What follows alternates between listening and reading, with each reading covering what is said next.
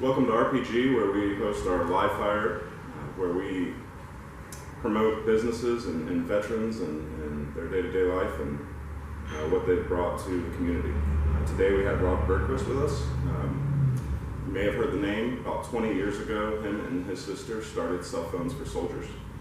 And they are about to hit their 20-year anniversary. And we are here today to talk with him and hopefully have him eat some hot wings. So, welcome, Rob. Thank you for having me. Yeah. If you could tell us a little bit, about yourself and about Cell Phones for Soldiers. Yeah. So Cell Phones for Soldiers is a nonprofit. We're based out of Alpharetta. We started Cell Phones for Soldiers back in 2004. So yes, coming up on 20 years. I started it when I was 12 years old. My sister Brittany was 13 years old, and we were getting ready for school one morning, and we heard a story of a soldier serving in Afghanistan who had his cell phone overseas and was making phone calls home, and ended up racking up roaming charges over $8,000. So while we heard this story, we were just shocked that a service member who was protecting our freedom would have to pay for such a large cell phone bill while he was deployed. So we did car washes and base-sales in our hometown and ended up raising enough money to pay off his phone bill. With our efforts, with those fundraising efforts, we got a lot of media recognition. And with the media recognition came a lot of donations to the charity, but also a lot of requests for support. $15,000 was the largest cell phone we ever paid. It was a systemic problem that service members who were deployed, if they were even able to call home back in 2004, it was extremely expensive. And so we wanted to raise awareness and raise funds to offset these costs. And so we called it our nonprofit, Cell Phones for Soldiers, because we were supporting a soldier. He was in the Army, so we called it Cell Phones for Soldiers. And people associated that name with donating their old phones. So people started donating their phones, and we didn't really know what to do with them. We decided we'd put minutes on them and send them overseas. But as it turned out, that was a security hazard. If you call from a cell phone overseas, you can be triangulated by the bad guys. So we got a cease and desist from a member of the Department of Defense. A general called my father after one of our interviews and said we had a cease and desist. So that we pivoted from there, and now what we do is we take cell phones and recycle them in order to generate revenue to ultimately subsidize phone service. We do that through phone cards. We've sent over 20 million phone cards overseas to provide over 450 million minutes worth of talk time so service members can call home for free. That's amazing. Yeah. That is amazing. Well, let's get started then. So our first... I wanted to get the most out before I started eating the wings, so... No, we've had a few that had a lot on their mind, and as soon as that wing hit their mouth, it was difficult. That was my strategy. Yeah, that was a good strategy. So our first wing, I'm calling today the second chance wing. Okay. This is your second chance to not do this.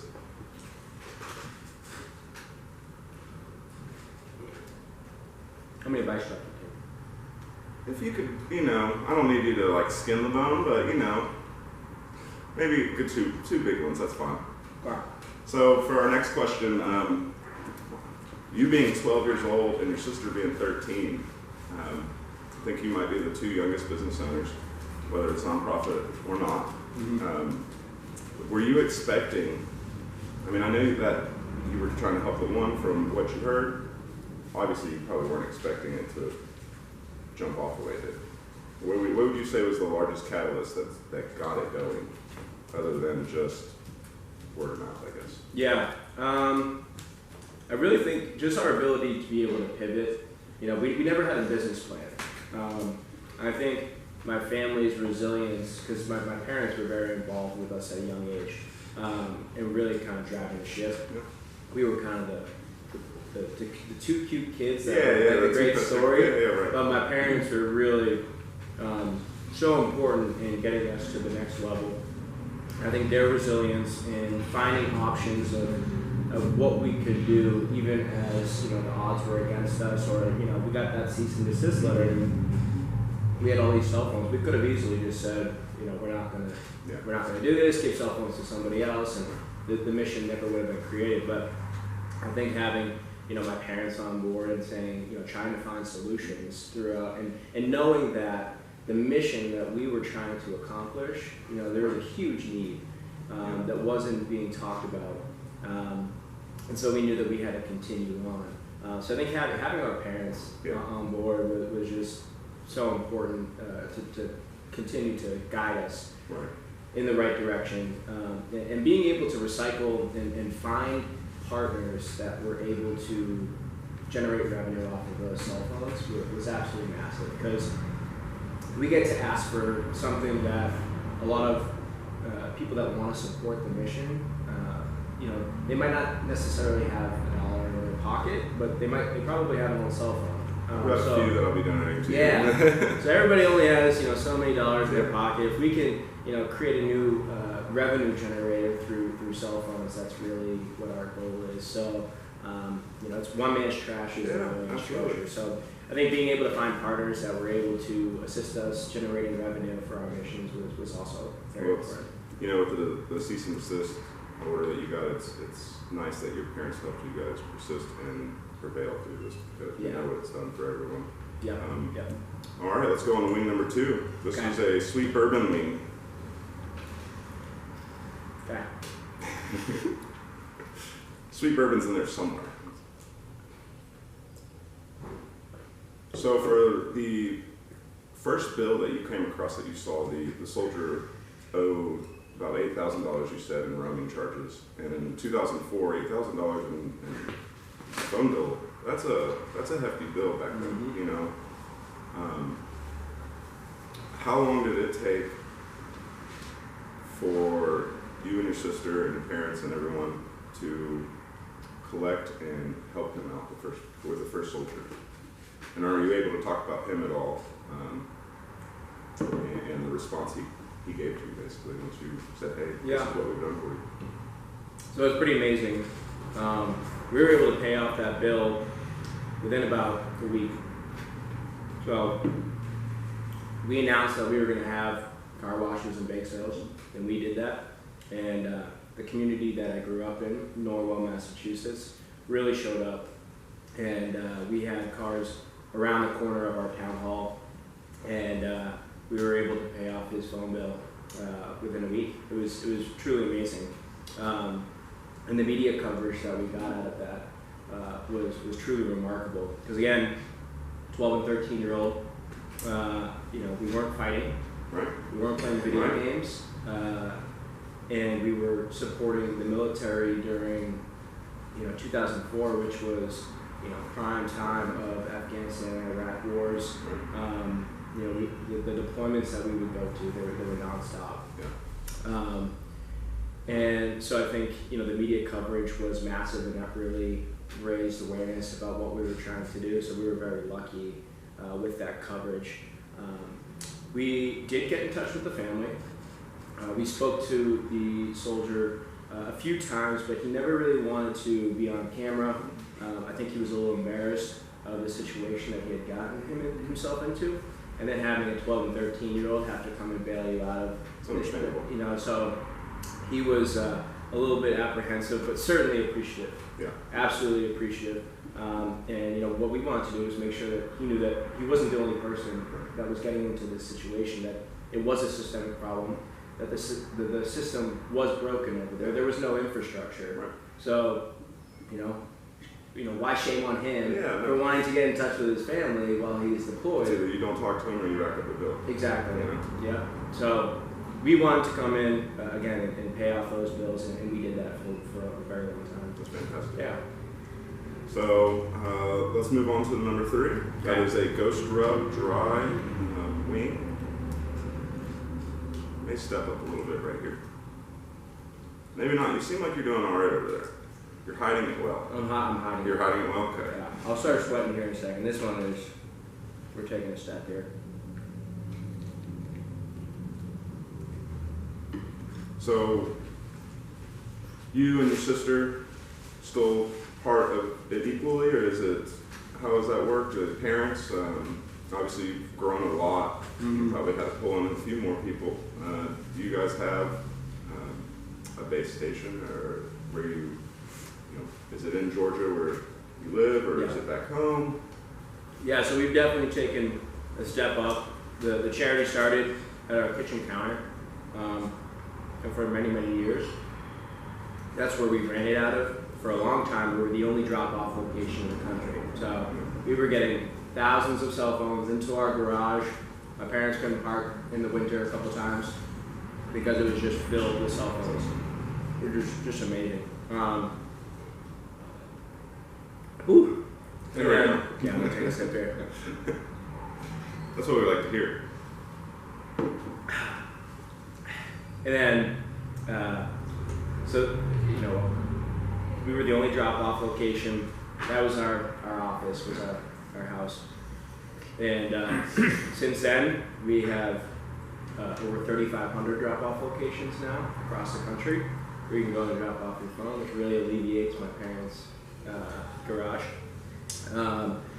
And beyond that, 8 years ago, I moved down to Alpharetta from Massachusetts to continue the mission down here for a couple of reasons. Warehouse space, number one, is far more affordable in Georgia than it is in Massachusetts. So we have about 26,000 square feet of warehouse space where we can start accepting devices in larger quantities. So we can start accepting pallets of donations from corporations, not just individuals. So now we are partnered and aligned with a lot of corporations that may have employee devices. So they can send us hundreds or thousands of phones that we can then recycle, or we will work with companies that might have accessories, Right. so cell phone accessories and things like that, where we can go and generate revenue off of that. For them, it's a tax write-off. It's their end-of-life inventory, so it's typically models of phones that are not, you know, the iPhone 15 is probably the iPhone 8. So they'll send that to us, and then we can either go and resell that stuff, or we can put that onto the phones that we're now providing to the veterans. Perfect. So we needed to move down here in order to continue to expand. My parents are no longer involved. They're still sit on our board, but they are no longer in the day-to-day operations of the charity. My sister Brittany is now a nurse up in Massachusetts. So she just became an RN. We're very proud of her for that. But yeah, we've definitely added a great group to our core team. Here today is Gordon Simonson, who is our executive director. Gordon is a former Navy pilot, so he brings that experience to the charity, as well as he used to be working for Sprint and T-Mobile, and has really helped Cell Phones for Soldiers move from calling cards, which we used to provide, to now being able to provide cell phones and phone service. So all of his expertise, all of his background really sets us up so that, you know, we're celebrating 20 years, but where are we going to go for the next 20 years? So we have a great team, and it's been a great move. I love Georgia. So. Yeah, absolutely. I mean, you need a great team with anything that you want to progress, and it seems like you have it. Yeah. Especially with all the locations, the drop locations. And that actually leads me into the next question. Okay. We got a wing to eat over here. This one is going to be your whiskey barbecue.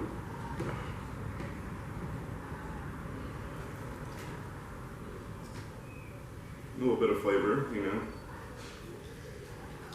Seems like the bite really comes like 30 seconds or 45 seconds later.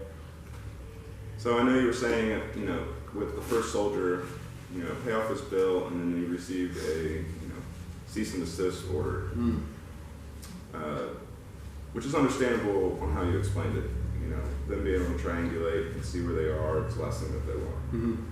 Moving forward, how did this become so big that they had to look at it and go, you know what, let's find a way around this? Or was there something that you all did to allow the cell phone to be given to the soldier past the cease and desist? Were you guys like, let's just push past the idea behind this is bigger, or did they ask you to change the programming on the phone? Is there something, how did that work? Yeah. 'Cause obviously, you know.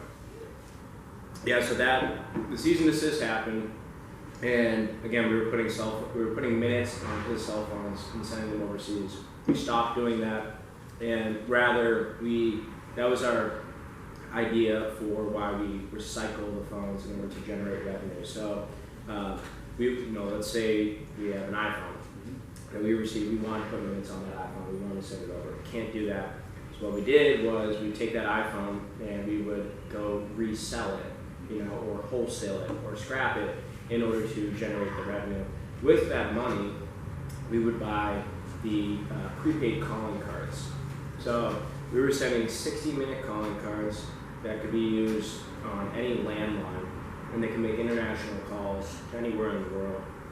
So we sent, I think it's over 10 million individual phone cards that we've sent overseas, which again is 450 million minutes worth of talk time.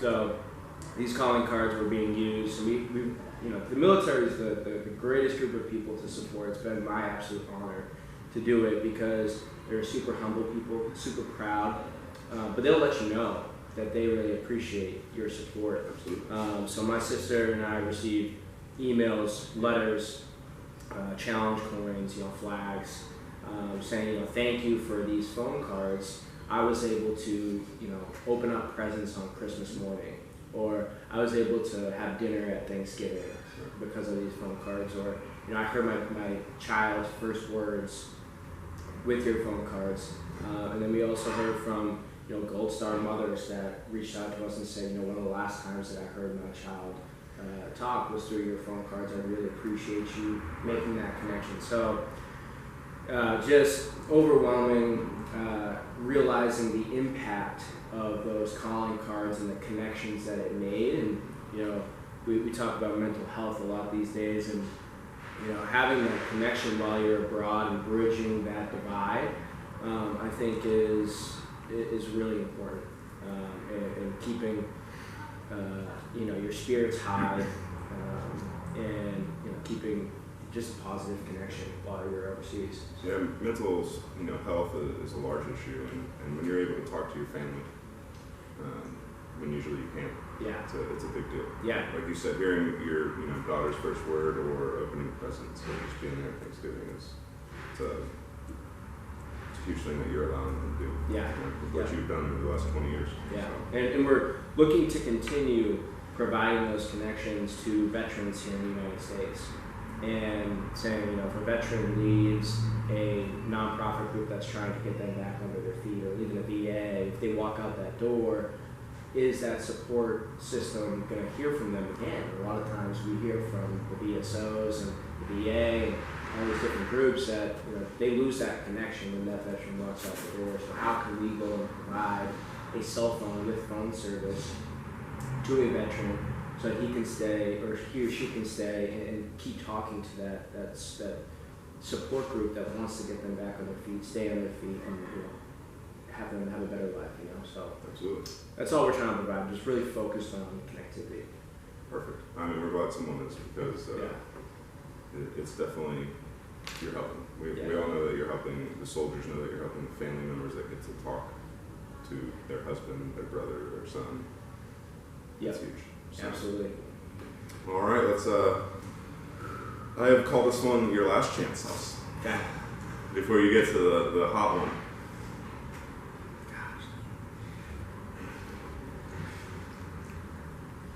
I have a good base right now, though, so that's good. Yeah, just adds a little bit of flavor to each one. Yeah.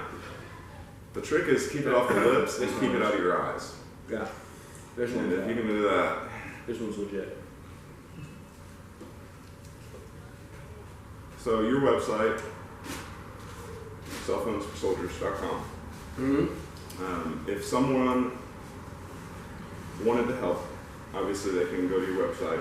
Yeah. Are there any partners in the country that lead the way for helping for drop zones or for whatever it may be, taking donations of any sort? I know you do take the cell phone and recycle it, or the wholesaler to collect that money to buy that prepaid card. Yeah. But what can the people of the community do? I mean, obviously they can find your drop zones, but what else can we do? Yeah, so on our website is a zip code drop-off locator, so you can go on there, plug in your zip code, and you can find out if there's like a small business in the area that might be collecting for the charity. Again, we have over 3,500 locations, and it's really no rhyme or reason to it. Oh my goodness. I'm gonna get into the milk here.